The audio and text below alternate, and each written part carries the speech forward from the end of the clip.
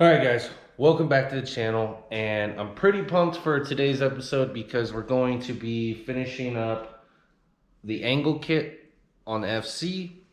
A couple years ago I bought the Part Shop Max knuckles, and that's the only modification I've done steering wise to this, which is basically a drop knuckle with a shortened tie rod pickup to help increase a little bit of steering angle. I could only afford that at the time, and I wanted the drop knuckle just to keep the geometry as correct as possible. But what goes with that is some steering spacers and an extended lower control arm. So this will kind of complete that whole puzzle, hopefully give us some more clearance, because with the current setup we do actually rub the inner fender, and I'll show you a clip of that right here.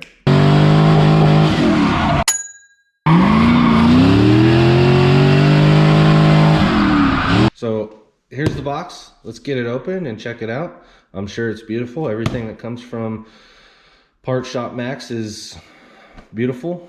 So yeah, let's check that out real quick.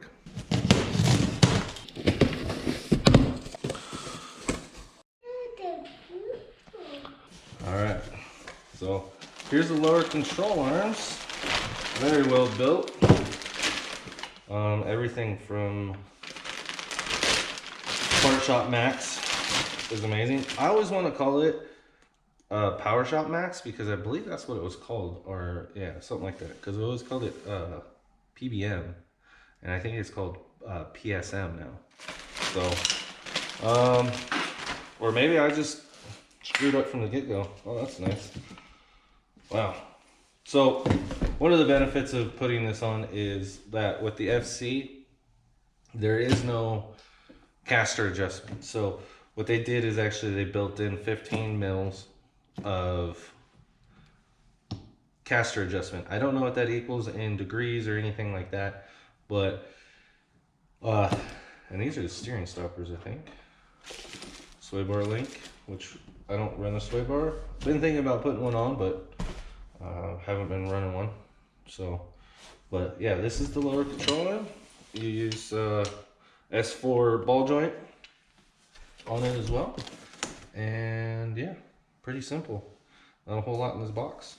All right, before we start tearing into this, what I want to do, it's unnecessary, but I think it'll be fun, is I want to measure what the angle is currently with just the drop knuckle and shortened tie rod pickup, and then we're going to measure after we install the lower control arms and put the steering spacers on and all that, and see how much it improves. So I think it'll be fun. So let's dive into that.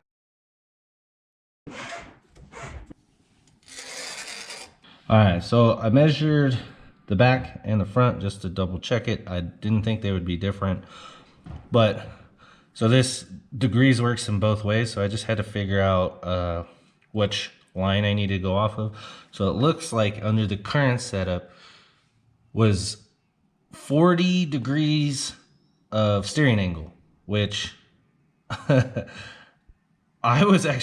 pretty surprised that it was that low, because I think that's probably like a stock S13 steering angle.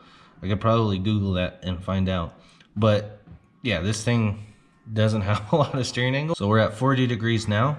I'm really pumped to see what we're gonna get out of the angle kit.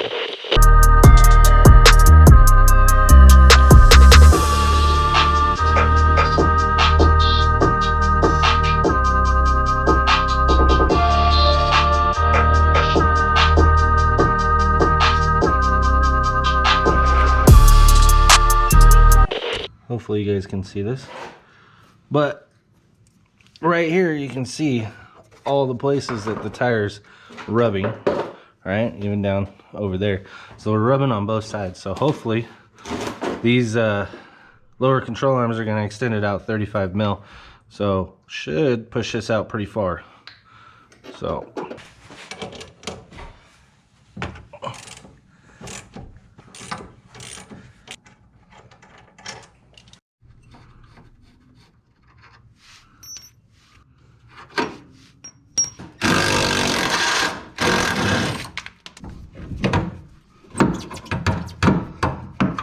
all right. That's all it took was a couple bolts that came off really easy. All right, so what we need to do now is prep the control arm to go on the driver's side. So you use S4 ball joints for these, where the S5 is this. Let's let that fucking farm tractor go by. All right, so this is an S5 control arm. The ball joint is non-replaceable, I think, in this configuration. So these don't work that great for drifting, but they did their job. So the next thing we got to do is bolt that on there and unbolt some of this other stuff. So let's prep this thing to go in, like so.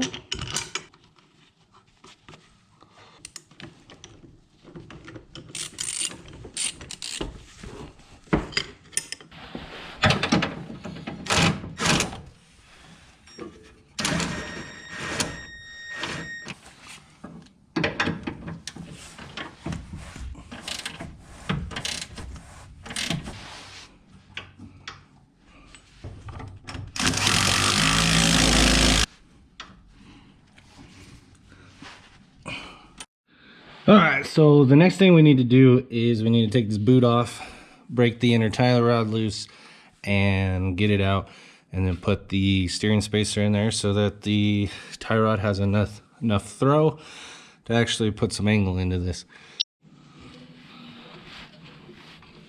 All right, so I always use, well, I don't think there's any other way. Oh, I guess there's hex on that side, but I always use a pipe wrench.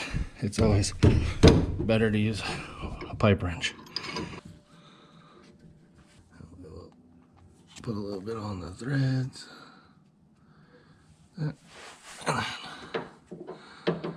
Thread this bad dogger in there. It's a big wrench. I don't even think I have a wrench that big.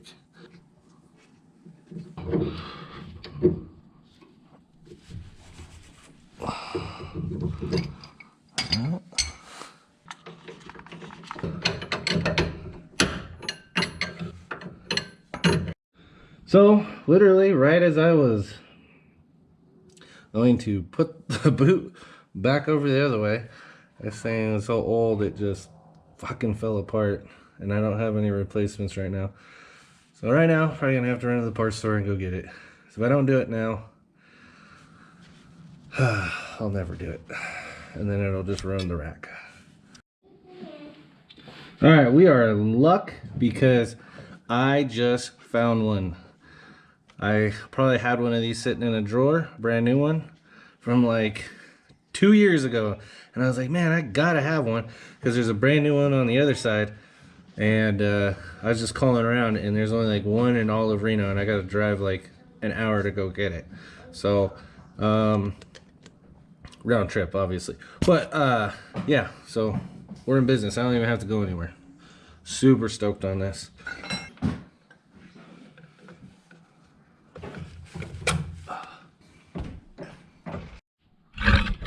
Alright, so let's check out the steering angle. So I've already turned to the right, and it doesn't go very far because the other side hasn't been done. So, but we can turn left quite a bit. That is a lot of angle. I don't even think this is going to be usable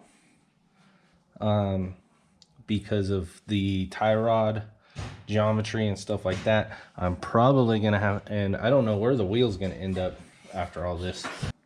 Once I get the wheel bolted on, we'll be able to set the what are these, the bump stops, the steering bump stops, so that way we're not actually hitting anything. Because when you actually rub on stuff, it acts like a brake, which in tandem can be really bad. That's how I got hit on my quarter panel when I was in Salt Lake.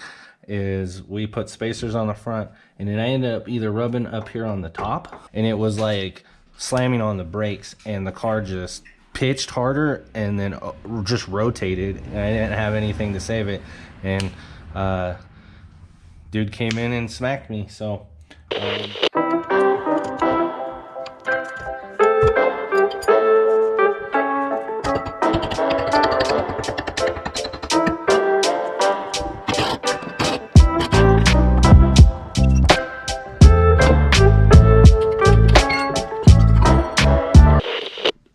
before I forget, I wanted to show you guys the difference between the manual inner tie rod versus the power steering one.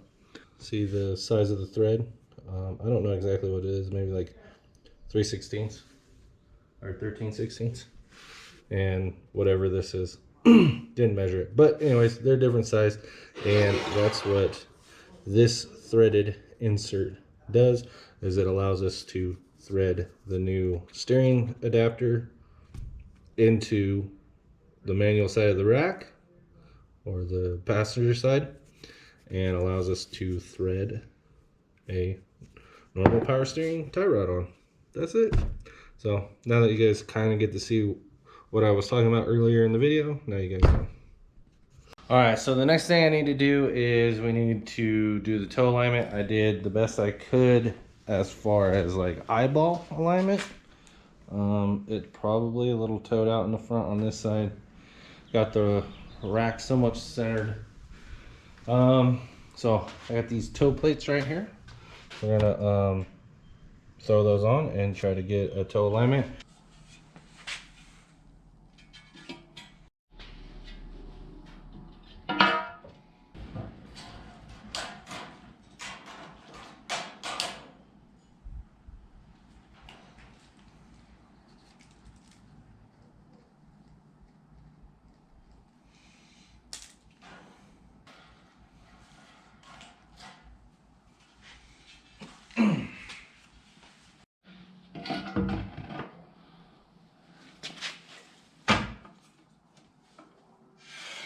Finally found a Sharpie.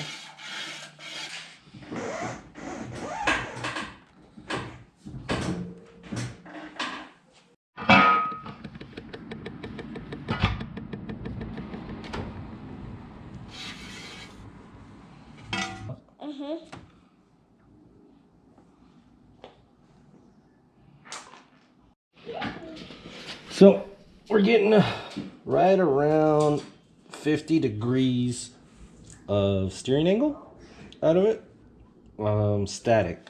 So not as impressive as I thought it would be. I thought it'd be like closer to 60. All right, so after doing a little bit of testing yesterday, I wasn't really pleased with the angle that we got out of this kit. We're having some clearance issues, I think. So I went and I got a different set of front tires. So normally I run a 225 45 17. So we're having clearance issues with that. I want to keep the same wheel on the front. I don't want to change the offsets or anything like that. So what I ended up doing is changing to a 205 45 17. And if you know anything about front tire or tires in general, that 45 is 45% of the actual width. So it's 45% of the 205. So that should give us a shorter sidewall and overall tire size and skinnier tires. And you might be wondering like why I would go to a smaller tire, which equals less grip in the front. So I watched a video, and a couple of people have actually tested out. So Chelsea Denofa put out a video with donuts on the front. The video is basically about telling people that they don't need as much front grip as they actually think they do, and there's some benefits to running less grip in the front. And it kind of blew my mind because like I've always been like, oh, you run grippy tires in the front so you don't understeer and all that stuff. But after this last event, I was short on cash and I didn't have a set of good front tires, so I just threw what I usually run on the back, which is, you know, your like 400 tread wear tire. So it's not very grippy, but I threw that on the front, tested it out. You know, I'm always up to try new things, especially in drifting and stuff, because I don't know everything. So I threw those on, and actually I'm like a firm believer in it now.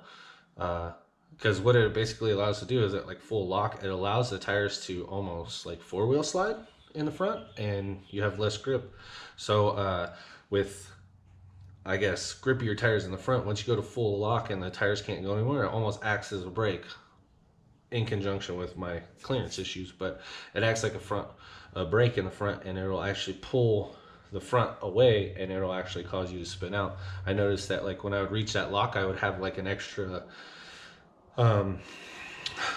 I don't know, a couple degrees of angle that wasn't mechanical, where I could still save the car and stay in drift and just kind of power out of it.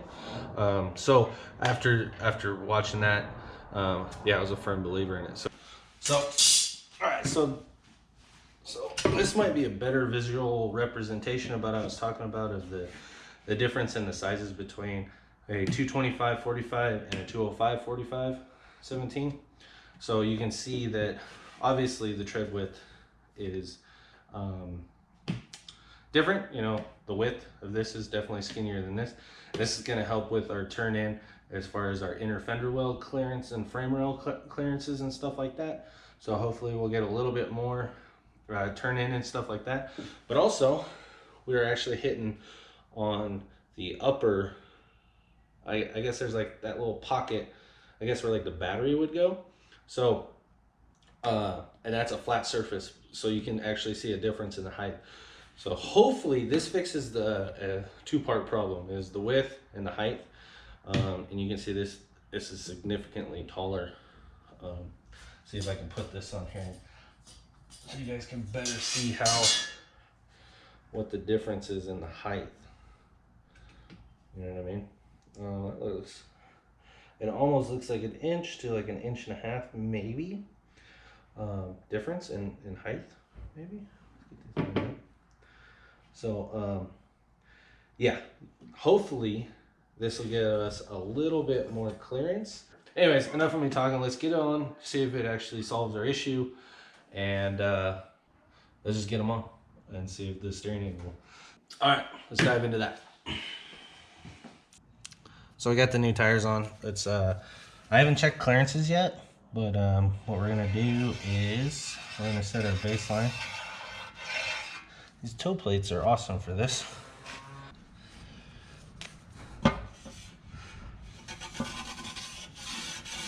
So I'm not sure if I was measuring correctly. I was measuring, you know, what the static angle was. So one of the issues that I'm kind of running into, and this might be stacking the deck in my favor, is that when you turn the wheel, when all the weight's on the ground, right? This wheel wants to stand up. You can see right there that this wheel wants to stand up. Well, you know, the front of this car is decently heavy. You know, it's proportionate though, but it's got a big V8 in the front. So when you do that and all the weights, you go to full lock, this thing wants to just kind of go relax itself and go to a more manageable angle. So what I did was I jacked it up a little bit just to where like the tire almost touches the ground, I guess. I don't know why that really makes a difference if you don't have any weight on it at all. But after doing that, we got about, I don't know, 8 degrees of steering angle all together. I think the next thing to do is probably just go drive it.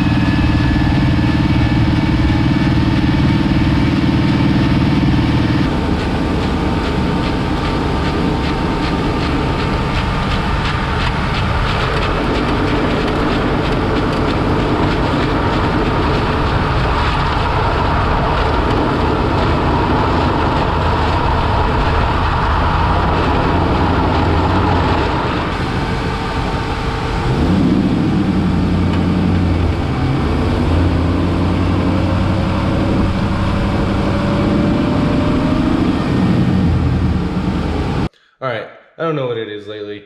I've been having some trouble with some of the GoPro settings, and sometimes I have to go back and film stuff, and it's getting kind of annoying.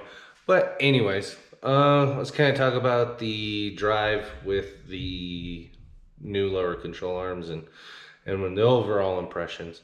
So the drive went well. As you can see in the video, it looked like it had a lot of steering angle. If that's 58 degrees, my mind's kind of blown on that. It looked really good.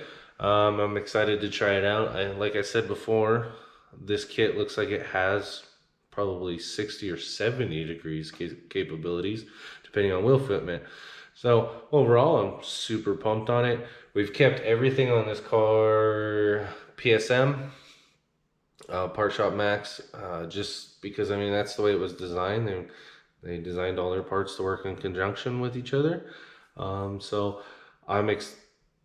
you know, it would only make sense to do it. There's cheaper routes for angle kits or lower control arms and stuff, but this is the way I wanted to go because they have the 15 degrees or 15 millimeters of caster built into it. And if you know anything about the RX-7s, they don't have any caster adjustments. So if you can try to get as much caster in it, which equals self-steer, the better it's gonna be. So, yeah. So as far as the kit and everything goes, super pumped on that. No complaints at all, actually. I ended up, like, you could probably tell at the end of this video that it almost seems rushed. That was not intentional. Basically what happened was I ran into some roadblocks, needed to kind of think about it and work through that process. I should do a better job of filming that, but everything kind of falls to the wayside and I just attacked the problem. I need to really kind of get back on track once a solution is kind of found. And like some of that, you're trying stuff. You're like, oh, okay, I need to move this or do that. So you don't want to film all of the things that you try and then you fail. You kind of want to only have the solution, I guess. But I'm rambling on. That's stuff that I need to work on as a content creator for this channel and stuff like that. So I'm not going to bore you with that kind of stuff, but I do need to do a better job for you guys and for the channel. So anyways, if you guys made it this far in the video, thank you guys for watching. I really appreciate it. You guys are awesome, that you guys put in the time to watch the channel and stuff like that. So I really appreciate you guys. Go ahead and like the video, leave me a comment, tell me I suck, tell me I'm awesome, whatever you guys want to do. Maybe drop a subscribe, notifications, all that fun stuff that YouTube tries to make you guys do to watch our content. So, all right, I'll talk to you guys later, and I'll see you in the next video. Bye.